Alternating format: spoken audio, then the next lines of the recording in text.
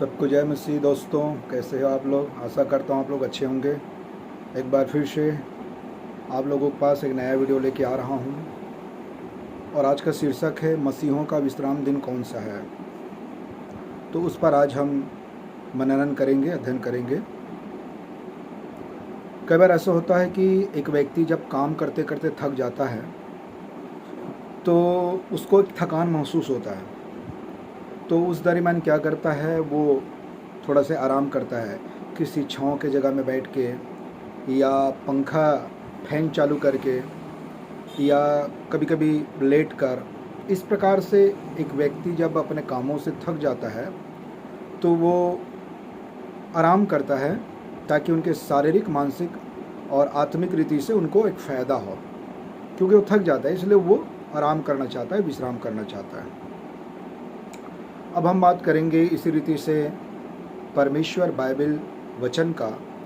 तो आइए देखते हैं बाइबल क्या कहती है इस विषय में, क्योंकि कई बार मसीहों में ये बात जो है किसी न किसी बात को लेकर कहीं ना कहीं आए दिन थोड़ा से तकलीफ में, परेशानी में या वाद विवाद होता रहता है इन मामलों को लेकर, इन विषयों को लेकर। तो मैं समझा चलो इस बात को आज क्लियर किया जाए और बताया जाए कि वास्तविकता है क्या, मसीहों का विश्राम दिन कौन सा है आज के समय में, यीशु के समय में, अनुग्रह के समय में। उन बात को हम देखते हैं। तो हम पुराना नियम, नया नियम दोनों मिला के देखेंगे, क्योंकि परमेश्वर वचन तो एक ही है। फिर बाइबल क्या कहती है इन विषय में, तो हम सीधा निकालेंगे उत्पत्ति की किताब, उसका 2 अध्याय, और हम पढ़ेंगे उसका 1 और 2 कलम। ध्यान से सुनिए प्रभु का वचन को।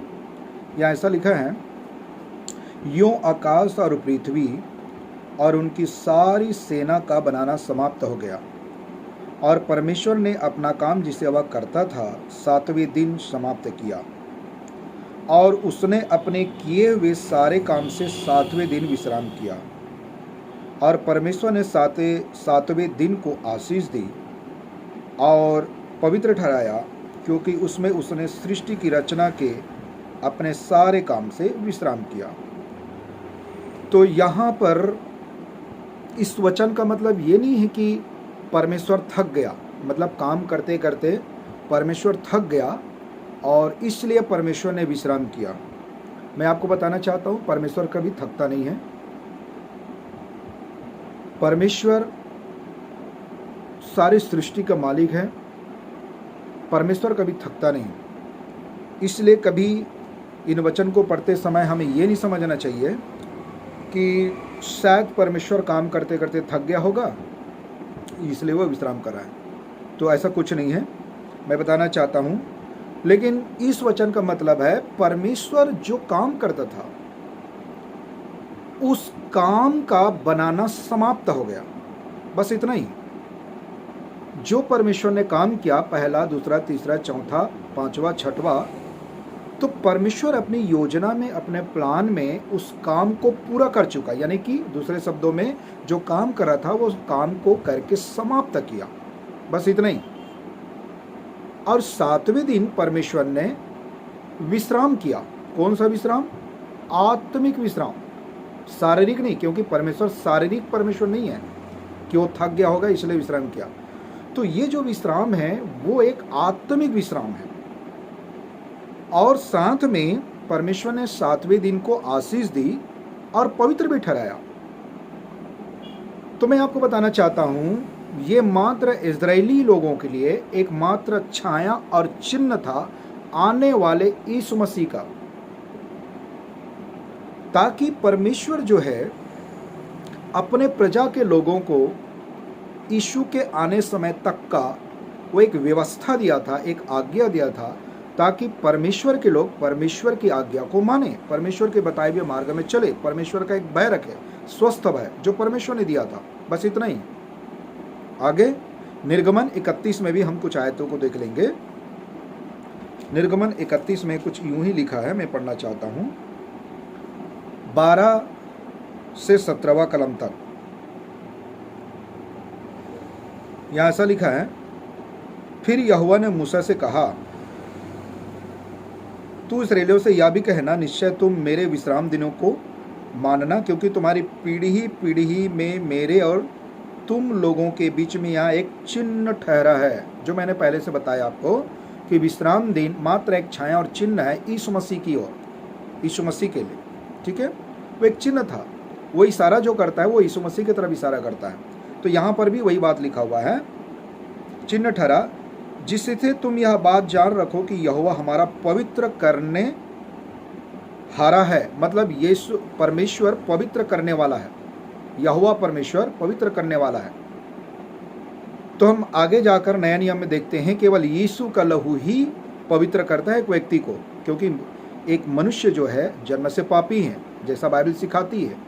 आदम हवा का वंशानुगत पाप, तो हर मनुष्य के अंदर में जितने पृथ्वी और मनुष्य पैदा हुआ है वो सब पापी है। तो यीशु मसीह ही एक ऐसा परमेश्वर है जो यीशु के लहू के द्वारा ही एक व्यक्ति पवित्र होता है।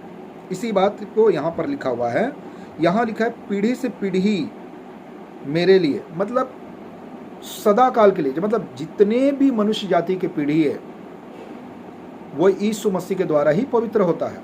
यही बात यहाँ पर लिखा हुआ है निर्गमन की किताब में 14, इस कारण तुम विश्राम दिन को मानना क्योंकि वह तुम्हारे लिए पवित्र ठहरा है। मतलब विश्राम दिन को मानना इसलिए जरूरी था क्योंकि परमेश्वर का यह आज्ञा है, न बल्कि एक समझाइश या एक आदेश, आज्ञा है वो।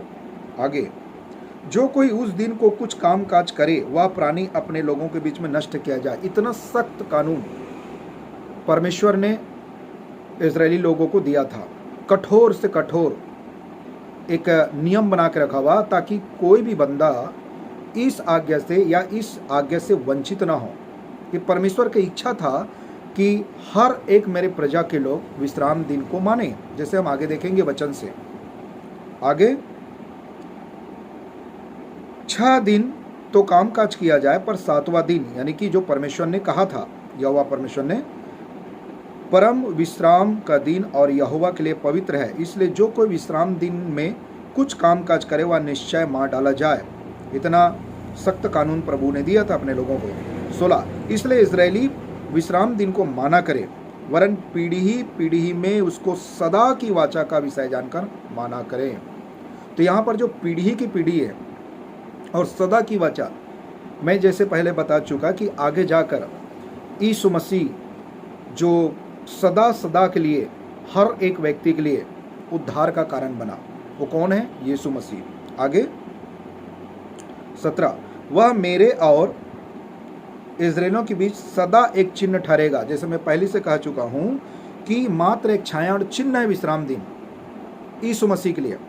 तो यीशु मसीह ही सदा के लिए एक चिन्ह ठहरा, क्योंकि 6 दिन में यहोवा ने आकाश और पृथ्वी को बनाया और 7वें दिन विश्राम करके अपना जी ठंडा किया। अपने जी ठंडा किया का मतलब है, यहाँ पर हिंदी बाइबल में ट्रांसलेट करते समय जी ठंडा लिखा है, तो इसका मतलब है 6 दिन में यहोवा परमेश्वर ने काम काज किया, लेकिन अपने काम को समाप्त करके 7वें दिन में वो विश्राम किया, यानी कि आशीष दी और पवित्र ठहराया उस दिन को। बस इतना ही, ठीक है।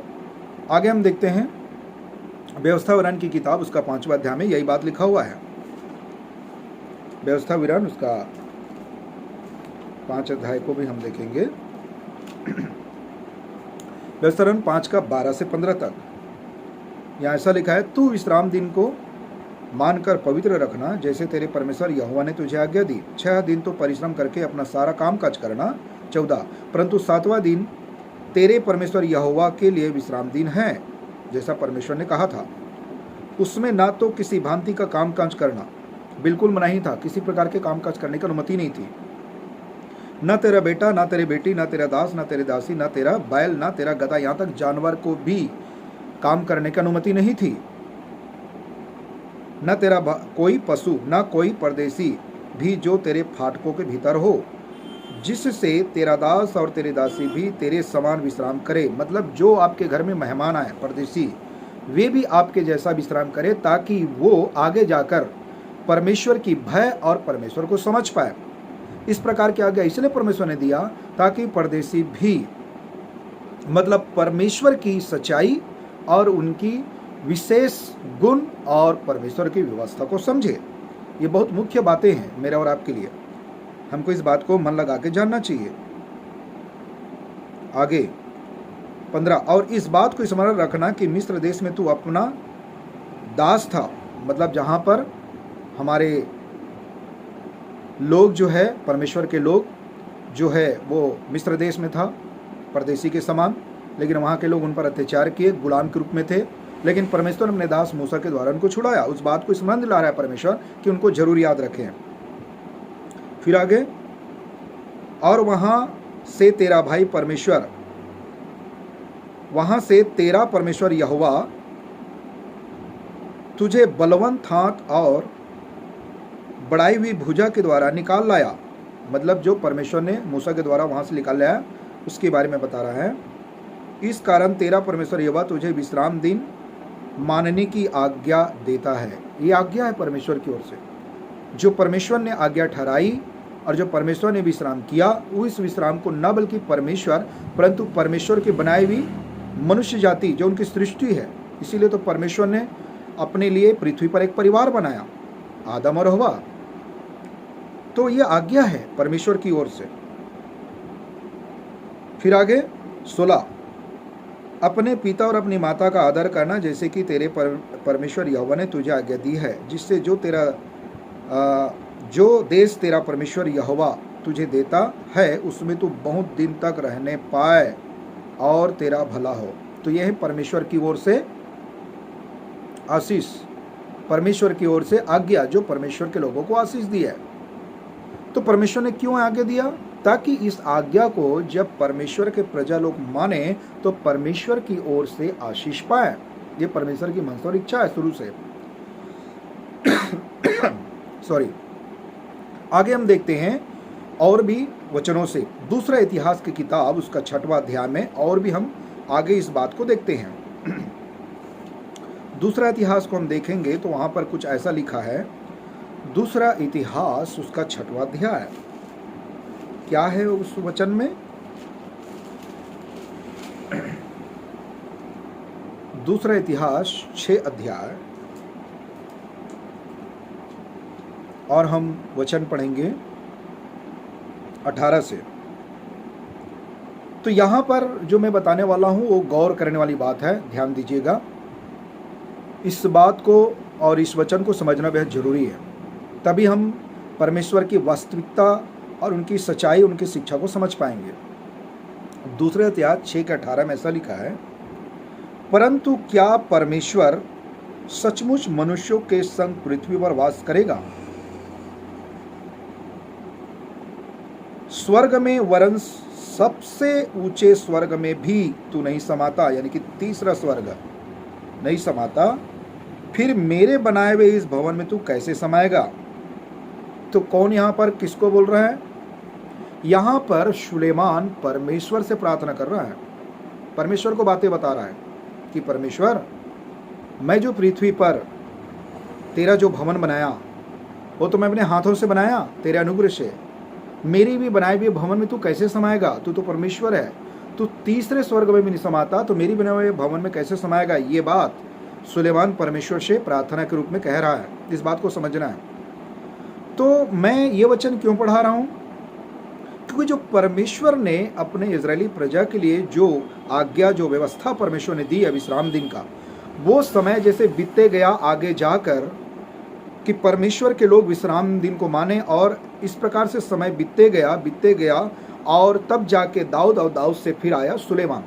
तो परमेश्वर ने दाऊद के द्वारा तो नहीं, लेकिन परमेश्वर ने सुलेमान के द्वारा एक भव्य मंदिर बनवाया, और उस मंदिर से आगे जो है परमेश्वर ने किस प्रकार मंदिर बनाना है उस मंदिर के विषय में बताया। जब मंदिर पूरा बन चुका तब यहाँ पर सुलेमान परमेश्वर से प्रार्थना कर रहा है, और कैसे कर रहा है आगे और देखते हैं।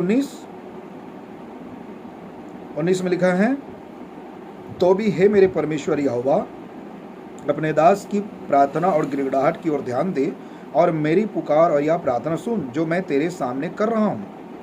वह यह है कि तेरी आंखें इस भवन की ओर, अर्थात इसी स्थान की ओर जिसके विषय में तूने कहा है कि मैं उसमें अपना नाम रखूँगा, रात दिन खुली रहे, मैं अपना नाम रखूँगा, रात दिन खुली रहे, और जो प्रार्थना तेरा दास इस स्थान की ओर करे उसे तू सुन ले।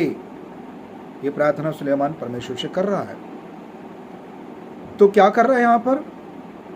तो हमको इस बात को समझना है कि जब भी हम पुराना नियम को पढ़ते समय सप्तक दिन को पढ़ते हैं। अब सप्तक दिन का मतलब क्या है?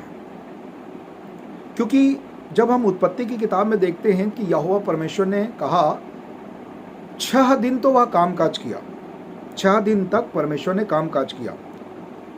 तो 6 दिन किस दिन के हिसाब से 6 दिन? मतलब कहाँ से गिन रहे हैं? मतलब कैलकुलेशन के हिसाब से, गिनती के हिसाब से कौन सा दिन से गिन रहा है कि परमेश्वर के कैलकुलेशन में वो 6 दिन होता है। और वो कहता है आगे कि 7वें दिन को विश्राम किया और पवित्र ठहराया और आशीष दी। तो क्या है इसका बाइबल के अनुसार कैलकुलेशन? उस बात को हम देखते हैं। तो यही बात यहाँ पर भी लिखा हुआ है कि जब भी पुराना नियम को पढ़ते समय, हम आगे जाकर यीशु मसीह के समय में भी इस बात को हम देखेंगे कि सप्तक दिन लिखा है। तो क्या है सप्तक दिन? यही बात पौलुस ने, पतरस ने जिक्र किया है, लूका ने जिक्र किया है, प्रेरितों के काम लूका ने जिक्र किया है, मत्ती में पाएंगे और मरकुश और लूका में भी हम इस बात को पाते हैं कि सप्तक दिन क्या है। तो मैं आपको बताना चाहता हूँ सप्तक दिन का मतलब होता है पुराने नियम के हिसाब से शनिवार। तो जाहिर से बात है कहाँ से वो कैलकुलेशन करते थे? तो वो 6 दिन गिनते थे। मैं आपको बताना चाहता हूँ वो जो गिनती गिनते थे वो हैं रविवार से। कैसे? मैं आपको बताना चाहता हूँ। देखिए, रविवार, सोमवार, मंगल, बुध, गुरु, शुक्र, शनि, मतलब शनिवार को सप्तक दिन मानते थे। और उसी शनिवार को सप्तक दिन सुलेमान के मंदिर में जाके सब लोग प्रार्थना करते थे। मतलब शनिवार को वो लोग आराधना करते थे, यहोवा परमेश्वर का आराधना करते थे शनिवार को। तो कहाँ से गिनती शुरू हुआ? रविवार से। रविवार, सोमवार, मंगल, बुध, गुरु, शुक्र और शनि। इसीलिए यहोवा परमेश्वर ने क्या कहा था? 7वें दिन को विश्राम किया। मैं पहले से बता चुका, जो 7वें दिन को जो विश्राम किया वो एक शारीरिक नहीं है, वो विश्राम दिन एक आत्मिक विश्राम दिन है। और 7वें दिन प्रभु यीशु मसीह जी उठा। 7वें दिन यानी रविवार को भोर को यीशु मसीह जी उठा। ठीक है? तो इसीलिए ये जो चिन्ह था, एक छाया था, चिन्ह था यीशु मसीह के लिए। मैं पहले से बता चुका। क्योंकि इसीलिए नया नियम के समय में, यीशु मसीह के समय में जी उठा है। लेकिन नया नियम में कोई भी जगह ऐसा ये नहीं लिखा है कि रविवार को संडे आराधना लगाना चाहिए।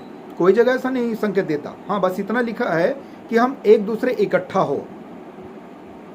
वो तो प्रतिदिन प्रेरितों के काम को पढ़ने से पता चलता है कि प्रतिदिन परमेश्वर के लोग जो है, यीशु मसीह को मानने वाले लोग जो है, वो प्रतिदिन एक इकट्ठा होते थे एक दूसरे के यहाँ। हर जगह इकट्ठे होते थे, हर दिन होते थे। तो यहाँ पर कोई ऐसी जगह नहीं लिखा है कि विशेष रविवार को ही हमको आराधना करना है या इकट्ठा होना है, ऐसा नहीं है। लेकिन मैं आगे जाकर बताऊंगा क्यों हम रविवार को आराधना करते हैं और उसका फायदा क्या है, वो भी मैं आगे जाके बताऊंगा। तो हम और एक वचन पढ़ते हैं जो मैंने अभी बात किया, यूहन्ना रचित सुसमाचार उसका 10वां अध्याय 22 और 23 कलम। अब हम नया नियम में चलते हैं। नया नियम में लिखा है यूहन्ना 10 में लिखा है, ध्यान दीजिए 22 से, यहूदियों का अविश्वास, बड़े हेडलाइन में लिखा हुआ है। 22 में लिखा है, यरूशलेम में स्थापना पर्व मनाया जा रहा था और जाड़े की ऋतु थी, यानी कि ठंड का समय था। यीशु मंदिर में सुलेमान के ओसारे में ठहर रहा था, जैसे मैंने आपको बताया।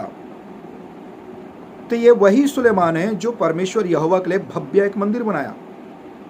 और उसी मंदिर में यीशु मसीह अपने समय में, मतलब यीशु मसीह अपने समय में, यीशु मसीह के समय में ये मंदिर था। तो यहाँ पर क्या हो रहा था? सुलेमान के ओसारे में ठहर रहा था, मतलब जो सुलेमान ने मंदिर बनवाई थी उस मंदिर में, वो सारे में यीशु मसीह ठहर रहा था। इसका एक सबूत है।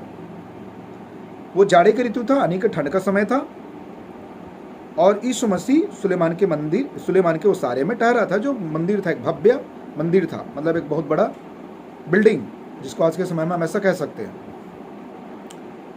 तो हम इस बात को देखते हैं कि परमेश्वर की जो प्रतिज्ञा है और परमेश्वर की जो योजना है अपने लोगों के लिए, भले ही हमको लगता हो कि काफ़ी समय हो गया, लेकिन परमेश्वर की योजना परफेक्ट है, उसका प्लान परफेक्ट है और उसका वादा सर्वदा अटल रहता है।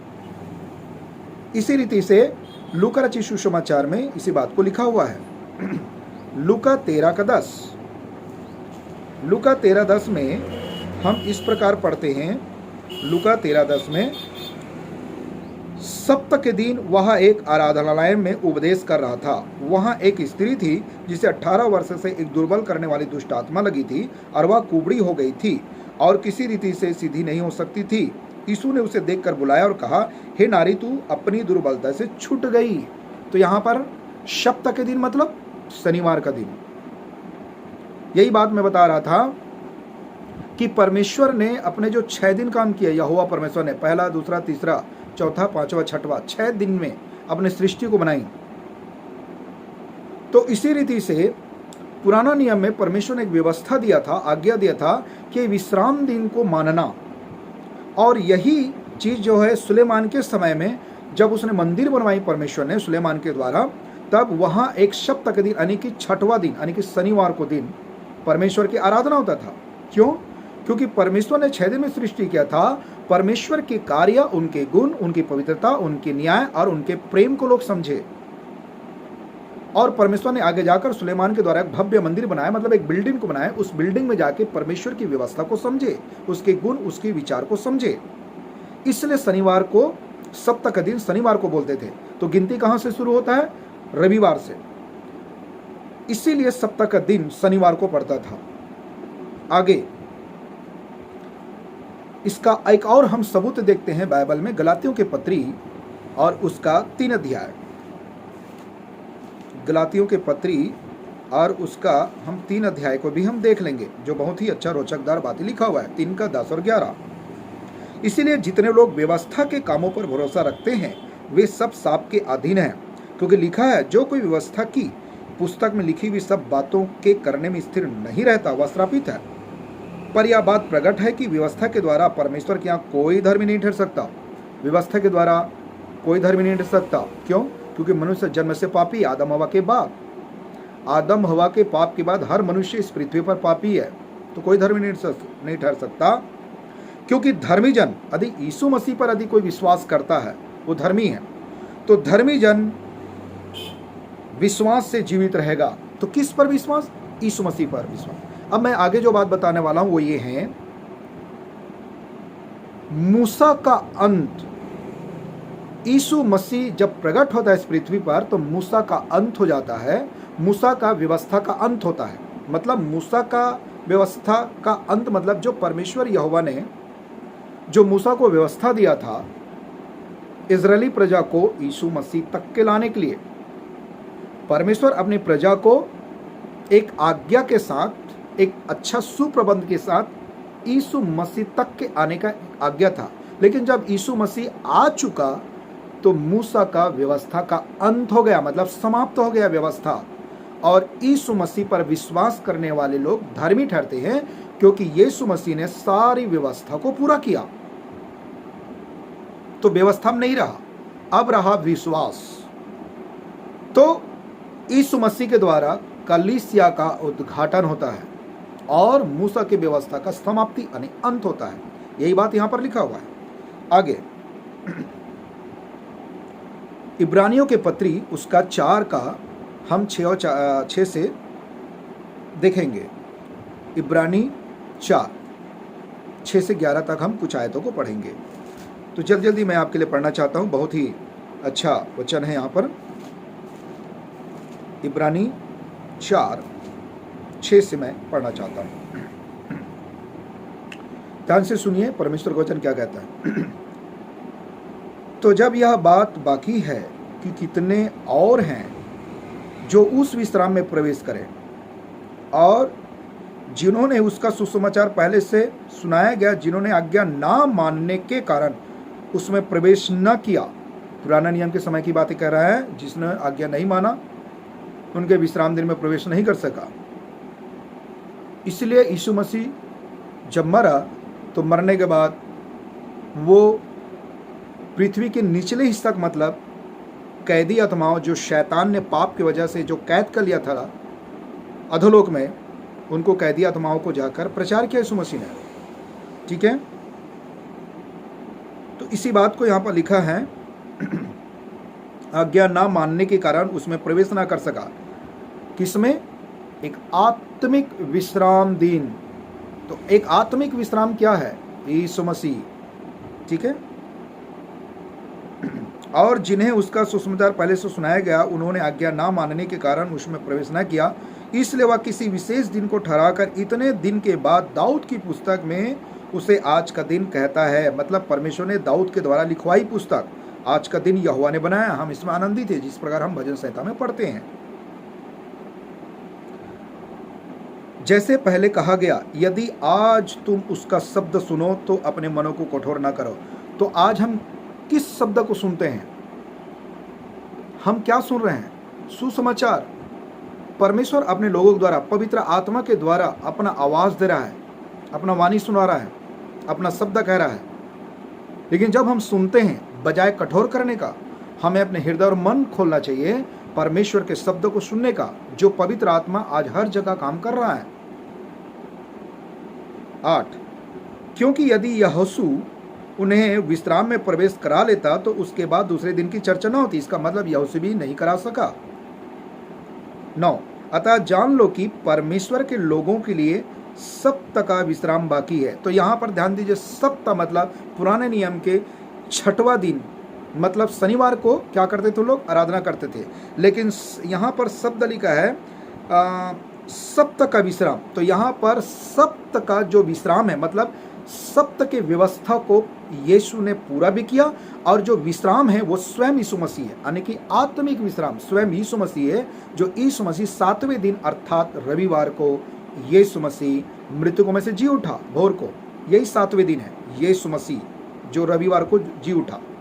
इसीलिए आज नया नियम के समय में, ऐसे तो बाइबल में नहीं लिखा है शनिवार या रविवार को आराधना हमको करना चाहिए, लेकिन मैं आज आप लोगों को कहना चाहता हूं, आज इंडिया में देखा जाए, भारत में देखा जाए, छत्तीसगढ़ में देखा जाए, तो अक्सर ज़्यादा लोग जो है अपने कामों से, जैसे बड़ा बड़ा उद्योगपति लोग हैं, कारखाना में काम करने वाले लोग हैं, या जॉब करने वाले हैं, अधिकारी कर्मचारी है, वो ज़्यादातर रविवार को ही छुट्टियां मनाते हैं।